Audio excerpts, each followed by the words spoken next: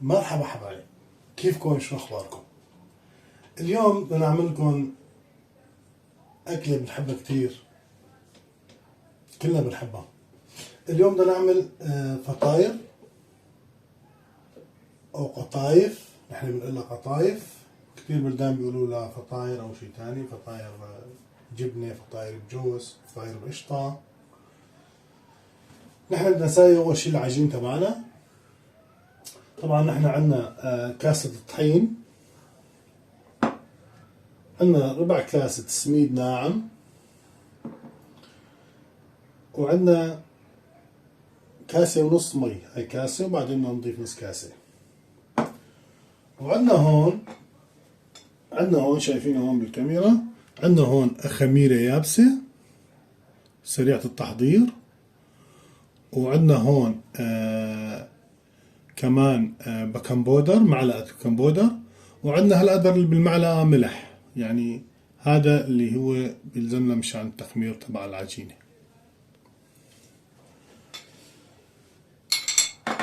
نحن هون بنفضي بصل الطحين والسميد، شغلتها سهلة وما بدها كتير وجع راس يعني.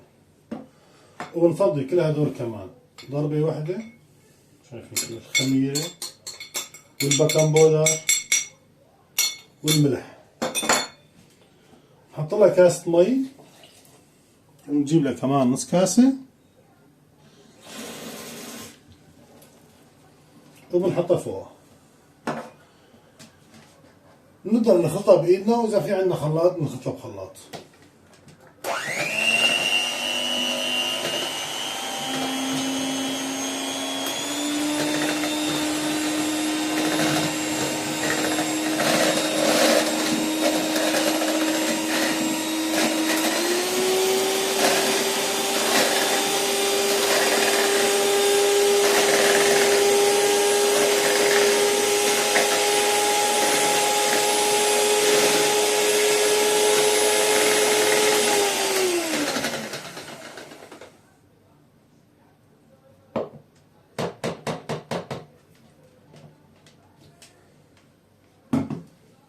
شايفين كيف القوام تبعها؟ بفرجيكم القوام تبعها.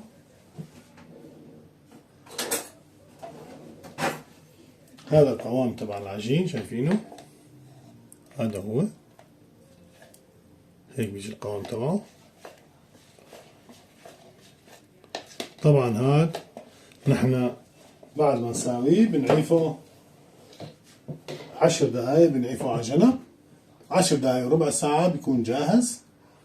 وحدة نحن نبلش راح نصبه بعدين، بس تختمر بنعيفه على جنب، بنغطيه بشغلة صغيرة، وبس يختمر بدنا نبلش بقى بالعجين تبعه، كيف نصب العجين. هلا العجين تبعنا صار جاهز، هيك نعطيه تحريقة صغيرة، نعطيه تحريكة صغيرة هيك، ونفضيها بالمقلاية. طبعا الحجم اللي احنا بدنا اياه بنقدر نعمله. طبعا انا عامله بمقلايتين مشان السرعة.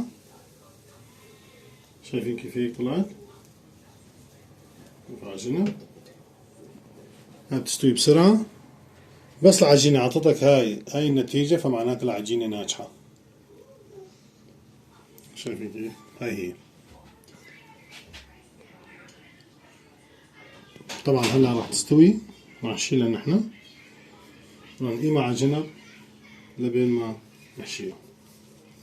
شايفين كيف؟ بس عطتك هاي النتيجة، فمعناتها عجينك ناجح. العجين عندكم من تحت راح تصير حمراء، بس تروح هاي العجين الصفيان هيك، فمعناتها خالصة العجينة تبعتنا.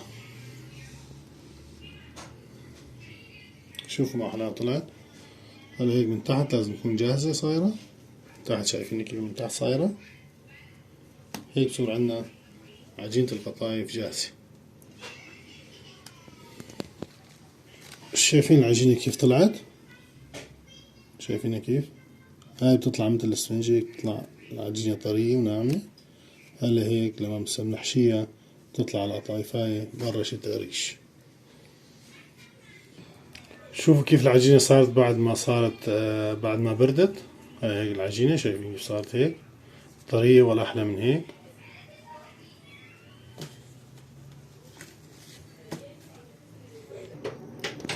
وهلا هيك صار عندنا العجينة جاهزة. طبعا احنا عملنا عجينة كمية صغيرة بتكفينا لأنه ما بدنا نكتر، فأنتم فيكم تكبروا العجينة قد ما بدكم. العجنة يعني قد ما بدكم، فيكم مثلا بدل ما تعملوا كاس طحين تعملوا كاستين طحين. شايفين كيف طلعت معنا العجينة؟ ما أحلاها صارت. كيف طلعت ما أحلاها، طرية. هلا بدنا نحشيها ونكمل. شوفوا هلا جبنا هاي الجبنة عملناها امبارحة، جبنة مقرشة. قلت لكم الطريقة قبل كيف بنعملها. بنجيب لتر حليب بخليه يسخن، بحط لها شوية خل أو شوية عصير ليمون، وبعدين بنصفيها هيك بتصير قريشة، جبنة قريشة. طبعا أنا هون بجيب لها كمان هون نفس الموزاريلا اللي حملناها لحلاوة الجبن كمان بحط لها وحدة موزاريلا، وبعملهم سوا، بعفصهم سوا هلا، وبحشي فيهم القطايف.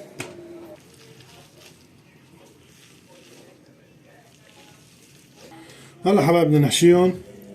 طبعا الحشوة حسب ما بدنا نحن، بدنا نكترها بدنا نقللها حسب ما نحن بدنا نساويها. بسكرها بالشكل هذا. اهم شي نرص عليها منيح مشان تسكر منيح، مشان ما تترك بالزيت تفتح. شايفين؟ هلا هيك عندنا القطايفاية هيك صارت جاهزة محشية بالجبنة. طبعا فيكم تعملوها بالقشطة، فيكم تعملوها بالجوز، بالفستق، اللي بدكم اياه، بس نحن نحبها بالجبنة أكتر شي.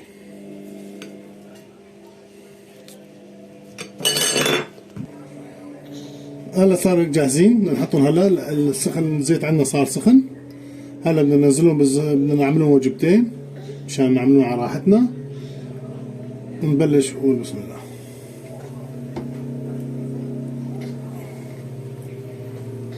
القطايف يعني شغلة سهل كمان، ما بتاكل وقت، بنفس الوقت يعني طيبة، أكلة شتوية كتير طيبة، خصوصي إن إحنا عنا بسوريا ياكلوها برمضان أكتر شي.